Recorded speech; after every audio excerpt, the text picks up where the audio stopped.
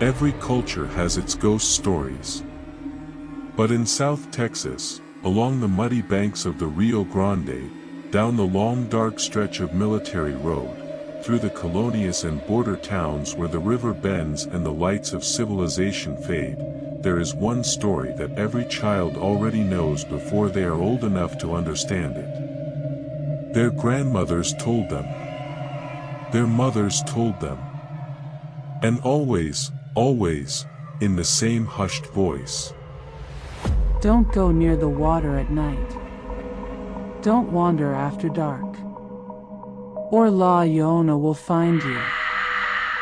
La Llorona, the crying woman, is a legend at least 500 years old. She arrived in Texas with the earliest Mexican settlers, and she has haunted the rivers, lakes, and streams of the border region ever since. She is perhaps the most widely known ghost in all of Texas. And her story begins, as all the most devastating stories do, with love. She was a poor girl in a small village. Extraordinarily beautiful. Raven black hair. Large, dark eyes. One day, a wealthy man on a fine horse rode into her life and she fell into a love that would cost her everything. He could not marry her. She was a poor village girl and he came from the most prominent family in the region. But he could not let her go. So he kept her. He gave her a home, jewels, gifts, and 2 children. For a time, it was enough. But time has a way of revealing what people truly are. Years into their life together, she discovered he had taken another woman, a woman of his own class, his own standing. A proper wife. He had replaced her without a word. Without remorse. And something inside her, something that had always been fragile, shattered. What happened next is the part the grandmothers always lower their voices to tell. She took her 2 children down to the river. The water was dark. The night was still. And in a moment of grief so total it had crossed into madness, she let them go into the current. The river took them.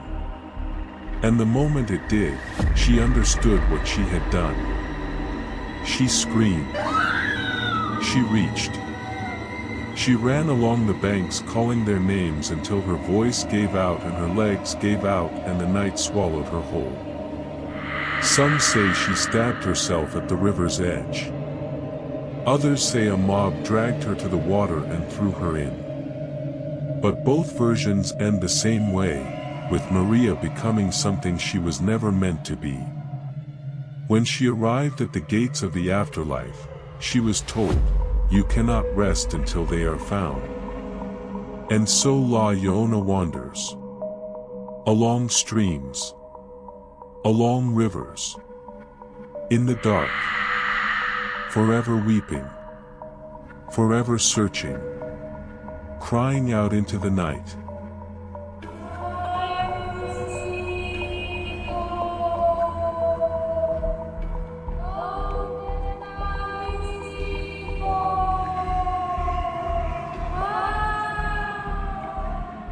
Along the Rio Grande Valley, her legend has become woven into the very landscape. People say they have seen her walking the riverbanks, a woman in white, face hidden, moving along the water's edge, weeping for children she will never find. Sightings place her all along the Rio Grande, near Penitas, near La Jolla, near the old stretch of Military Road where the highway runs parallel to the river and the darkness gets very deep and very wide. On certain nights, locals say her apparition appears near the water, crying out loudly for her children. She is not always seen. Sometimes she is only heard. One man from El Paso, who shared his account on a Texas horror forum, described his first encounter when he was 11 years old, and said it followed him for the rest of his life. Years later, Working a late custodial shift at a local school near the Rio Grande, he and a coworker stepped outside at midnight to head home. His coworker's car battery was dead. As they stood there in the dark, a scream came from the direction of the river. Every dog in the neighborhood began howling at once. His coworker, a man who had always said he didn't believe in ghosts, went pale and asked, "Is that a demon?" The man said, "No. That is La Llorona." In 2015, paranormal researchers obtained audio of a recorded conversation between a police officer in Anthony, Texas and his dispatch, the officer reporting a strange encounter with something near the river that sounded, he said, exactly like the legend. A woman. Screaming. But not like any woman he had ever heard before. When law enforcement starts filing reports, that is when the legend stops feeling like a bedtime story. Her origins reach back before the Spanish ever arrived on this continent, pulled from the stories of Aztec goddesses Coatlicue and Cihuacoatl, women of divine grief and terrible power. The Catholic missionaries absorbed those indigenous myths and wove them into something new. What they created became a warning passed down through every generation of the borderlands. By some accounts, La Llorona no longer searches only for her own children.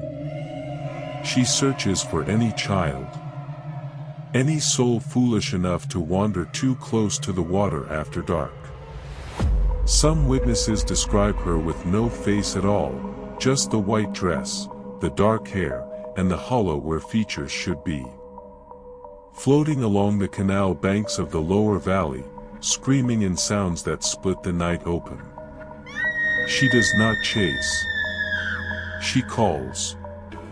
And if the voice sounds familiar, if it sounds like someone you love calling your name from just beyond the tree line, just past the bend in the river, that is when you run. Multiple children in Latino neighborhoods across Texas have reported hearing a woman crying near schoolyard fences. No adult ever finds anything. But the stories keep coming. Year after year. Generation after generation. Because La Llorona is not just a ghost. She is grief itself, given a white dress and a voice and set loose along every river that runs through land where people have loved and lost and made choices they could never take back. She was here before the border existed. She will be here long after it is gone. And tonight, if you live near the Rio Grande, and you step outside after midnight and the air goes still and the dogs go quiet, listen. If you hear crying drifting up from the water, don't go to it. Don't look for it. And whatever you do, don't answer back. Because she is not looking for just anyone. She is looking for you.